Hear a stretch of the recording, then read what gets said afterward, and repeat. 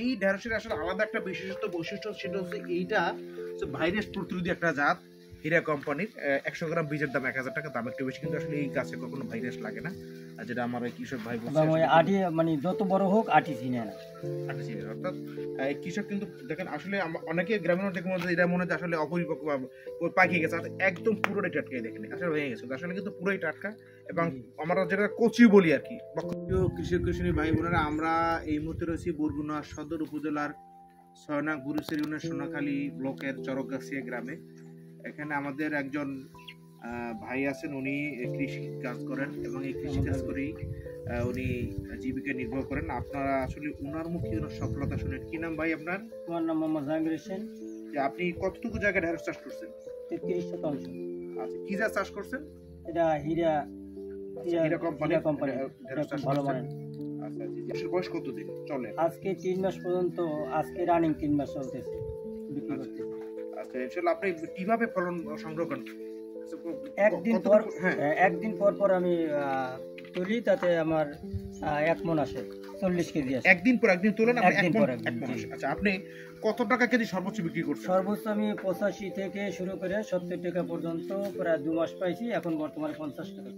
আপনি এই যে ঢেঁড়স চাষ করতে গিয়ে আপনার এখন পর্যন্ত কত টাকা খরচ হয়েছে এই ঢেঁড়স চাষের পিছনে? ঢেঁড়স চাষের পিছনে আমার ওই মাটি উঁচু করার জন্য তাকে সেখানে গেছে 10,000 টাকা, আর সার ওষুধ লাগানোর জন্য। আটিটা পর্যাপ্ত দাম, তো আটি কিনতে গেছে আপনার 1000 টাকা। সব মোট মিলিয়ে আমার লাগাই নেয় সার ওষুধ দিয়ে 100 গ্রাম আটি 1000 টাকা। হ্যাঁ, 100 গ্রাম আটি 1000 টাকা। এই ঢেঁড়সের আসলে আলাদা একটা বিশেষত্ব বৈশিষ্ট্য, সেটা হচ্ছে এইটা ভাইরাস প্রতিরোধী একটা জাত। হীরা কোম্পানির 100 গ্রাম বীজের দাম 1000 টাকা, দাম একটু বেশি, কিন্তু আসলে এই গাছে কখনো ভাইরাস লাগে না। আর যেটা আমার ওই কৃষক ভাই বলছে, আটি মানে যত বড় হোক আটি চিনে না। অর্থাৎ কৃষক কিন্তু দেখেন আসলে অনেকে গ্রামের দেখে মনে হয় এটা মনে হয় আসলে অপরিপক্ক পাকিয়ে গেছে, একদম পুরোটাই টাটকা। দেখেন আসলে হয়ে গেছে, আসলে কিন্তু পুরোই টাটকা, এবং আমরা যেটা কচি বলি আর কি, বক্ষণ উপযোগী। এবং সবচেয়ে বড় সুবিধা হচ্ছে এই খুব সুস্বাদু খাইতে। হ্যাঁ, সেটা খুবই সুস্বাদু। এবং আরেকটা সুবিধা হচ্ছে যে আসলে ঢেঁড়স কিন্তু অত বেশি পরিমাণে এই সিজন কীটনাশক কিন্তু লাগে না। আপনি কীটনাশক দিচ্ছেন কতদিন আগে? কীটনাশক মাসে 2 বার দিলে, মাসে 2 বার, শুধু জাপ পোকার জন্য, খুব একটা মানে নরমাল ওষুধ জাপ পোকার জন্য বা মাকড় যদি লাগে সেজন্য কীটনাশক দেয়া লাগে। আচ্ছা, তাহলে দেখেন আসলে এইটা আমাদের কিন্তু আমরা বক্ষণ উপযোগী যে ঢেঁড়স আমরা দেখতে পাচ্ছি। দেখেন আসলে এর সফলতার জন্য এখন তো কত টাকা মোট বিক্রি করছেন ঢেঁড়স? আমার 2000 টাকা করে আসতেছে, খরচা টরচা দেয় 2000 টাকা আসতো মাসে, প্রতিদিন মানে একদিন পর একদিন, তাতে 15 দিনে 30,000 টাকা মাসে। আচ্ছা, তার 3 মাস বিক্রি করতে 90,000 বা 95,000 টাকার মতো, 30 শতাংশ জমি, তার প্রায় 1 লক্ষ টাকার মতো ইতিমধ্যে বিক্রি করছে। এবং তার আশা যে এখনো যে গাছের যে অবস্থা, আরো 2 মাস এই আরো 2 মাস ফলন আসবে, সে বিক্রি করতে পারবে। তো দেখেন আসলে সফলতা কি, এই কৃষি কাজ করে উনি ওনার ছেলেকে লেখাপড়া করে আজকে ওনার ছেলে ওয়ার্ক পারমিট বিষয়ে দক্ষিণ কোরিয়া যাবে। এটা কিন্তু কৃষি থেকে আছে সফলতা। পিছনে যদি বাড়ি থেকে, তাও কৃষি থেকে কিন্তু সফলতা। আর অন্য কোনো পেশা নাই, কৃষি পেশায় জড়িত। এবং সে একটু আমাদের তরুণদের শিক্ষণীয় বিষয়টা হচ্ছে এখান থেকে দেখেন আসলে যে ভাই কিন্তু বয়স কিন্তু একেবারে কম না, 50 আপ তার বয়স। কিন্তু দেখেন আসলে সে কিন্তু এই পেশাটা তরুণরা, তাদের জন্য মেসেজটা হচ্ছে যে ভাই, কৃষি একটি লাভজনক পেশা। হ্যাঁ, এটা লাভজনক পেশা। আপনারা যারা তরুণ উদ্যোক্তা আছে, চাকরির পিছনে আছেন, ভাই কৃষি কাজ করেন। দেখেন 33 শতাংশ, মাত্র 16 করা 16.5 করা জমিতে ভাই আজকে 3 মাসে ওনার 1 লক্ষ টাকা ইনকাম। উনি আরো 2 মাস বিক্রি করবে, এই 2 মাস পরে কিন্তু ওই জমিতেই অন্য ফসল লাগাতে পারবে। তো আপনারা যারা তরুণ উদ্যোক্তা আছেন, মেসেজটা হচ্ছে ভাই, কৃষি একটি লাভজনক পেশা। উনি একজন উদ্যোক্তা। উনি ওনার 33 শতাংশ জমিতে এই সুপ্রিম সিডের হীরা ঢেঁড়স রয়েছে, এই জাতটা উনি চাষ করেছেন, এবং উনি 3 মাস যাবত উনি এই ফসল এখান থেকে ঢেঁড়স বিক্রি করতেছেন। তো এখানে এই যে জাতটা, এই জাতটার বিশেষ বৈশিষ্ট্য হলো আসলে এটা লবণাক্ত সহনশীল এবং ভাইরাস প্রতিরোধী একটা জাত। এই জাতে ভাইরাস এবং লবণাক্ততার সমস্যা হয় না, এবং গাছের কাণ্ড খুব মজবুত থাকে, যার কারণে বাতাসে স্বাভাবিক বাতাসে টিকে থাকতে পারে, হেলে পড়ে না। তো প্রিয় কৃষক কৃষক ভাই, আপনারা দেখতে পাচ্ছেন এই মুহূর্তে আসলে এই দিকটাতে আসলে কত সুন্দর ঢেঁড়স হয়েছে। এই যে দেখেন এখানে সরদান পদ্ধতিতে উনি এই বেড করাই থাকে। আমরা বেড একবার করে নিয়েছি সরল জমিতে, সেই বেড দেখেন বেডে। কিন্তু এই ঢেঁড়সের পরে আপনি কি লাগাবেন? এরপরে আমরা আবার টমেটো দেবো।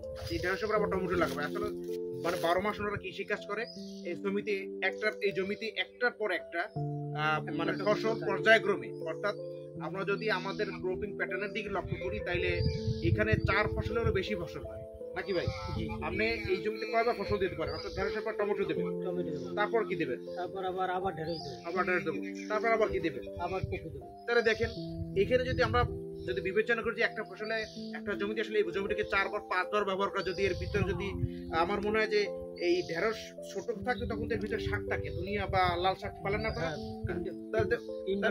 তাইলে কিন্তু 2-3 বার শাক উঠে, তাহলে কিন্তু 5 বার। অর্থাৎ এটা কিন্তু আমরা যদি এই সিস্টেমিক ওয়াইজ অর্থাৎ এই পদ্ধতিতে যদি আমরা এইভাবে যদি ফসলটা চাষ করি, একই জমিতে কিন্তু আমরা 4 থেকে 5টা ফসল দিতে পারি, যেটা আমাদের জন্য অত্যন্ত লাভজনক। কৃষি এখন একটি লাভজনক পেশা এবং কৃষি একটি ব্যবসা। এটা আমরা আমাদের বরগুনা সদর উপজেলা কৃষি অফিসের পক্ষ থেকে আমাদের মেসেজটা হচ্ছে, ভাই কৃষি আসলে একটি লাভজনক পেশা এবং লাভজনক ব্যবসা যদি আপনারা সঠিক পরামর্শ অনুযায়ী উপজেলা কৃষি অফিস বা আমাদের সংশ্লিষ্ট ব্লকের উপসহকারী কৃষি কর্মকর্তা রয়েছে, আমাদের পরামর্শ অনুযায়ী যদি কাজ করেন ইনশাল্লাহ অবশ্যই আপনারা লাভবান হবেন। এবং তার তরুণ উদ্যোক্তা আছেন, আপনাদের প্রতি মেসেজ হলো, ভাই চাকরির পিছনে না ছুটে আপনি দেখেন জমি মাত্র কিন্তু এখানে 1 বিঘা, উনি এই 3 মাসে 1 লক্ষ টাকার ঢেঁড়স বিক্রি করছে। ওনার খরচ হচ্ছে সর্বোচ্চ 20,000 টাকা, কারণ সর্জন একবার করে যেটা দ্বিতীয় বড়টা খরচ নাই। এটা শুধু পরিচর্যা বাবদ, সার এবং কীটনাশকও লাগে না, মাসে তো 2-1 বার লাগলে একটু মাকড় বা জাপ পোকার জন্য একটু একবার ওষুধ স্প্রে করতে, তারপরে কিন্তু আর কীটনাশকও দেওয়া লাগে না যেটা। এবং ঢেঁড়সে কিন্তু অনেক ঔষধি গুণ রয়েছে। ঢেঁড়সের ডায়াবেটিস ঢুকেছে, ঢেঁড়স একটা ওষুধ হিসেবে কাজ করে। এবং যাদের আর্থ্রাইটিসের সমস্যা আছে, তাদের এই যে ক্যালসিয়ামের যে ঘাটতি, এটা কিন্তু ঢেঁড়স খেলে পূরণ হয়। তো প্রিয় কৃষি ভাইরা, আপনারা যারা আপনাদের জমি রয়েছে, আমাদের মেসেজটা হচ্ছে আপনারা কৃষি কাজে উদ্যোগী হন। আমরা আপনাদের কৃষি পরিবার সর্বদা আপনাদের পাশে আছে। আপনারা আমাদের সাথে যোগাযোগ করবেন অথবা আপনাদের নিকটস্থ ব্লকে যে উপসহকারী কৃষি কর্মকর্তা রয়েছে তাদের সাথে যোগাযোগ করবেন। অবশ্যই আমরা আপনাদের সার্বিক সহযোগিতা এবং পরামর্শ। আপনারা এখন যে পণ্যটি দেখছেন এটি হচ্ছে ট্যাবলেট সার বা সিলভামিক্স ট্যাবলেট। গাছের প্রয়োজনীয় পুষ্টির চাহিদা পূরণ করতে অনবদ্য এই ট্যাবলেট সার গাছের জন্য অনন্য ভূমিকা রাখে। প্রত্যেকটি ট্যাবলেট সারে গাছের প্রয়োজনীয় উপাদান পটাশিয়াম, নাইট্রোজেন, ফসফরাস, ম্যাগনেসিয়াম প্রয়োজন অনুপাতে মেশানো আছে এবং এর এনপিকে অনুপাত 17-17-10। সব ধরনের গাছে ব্যবহার উপযোগী এই ট্যাবলেট সার বছরে দেকাল বেঁচে থাকে এমন গাছের জন্য সবচেয়ে বেশি উপযুক্ত। এছাড়া টব বা সরাসরি মাটিতে লাগানো গাছে প্রয়োগ করা যায় এই সার। তো বন্ধুরা, আপনারা জানেন এই পণ্যটি আপনারা পাবেন পাইকারি এবং খুচরা 2 ভাবে। আপনারা আমাদের হোয়াটসঅ্যাপ, মেসেঞ্জার, ইমো এবং অন্যান্য মাধ্যমে ফোন করেও পণ্যটি অর্ডার করতে পারেন। সবাই ভালো থাকুন, সুস্থ থাকুন।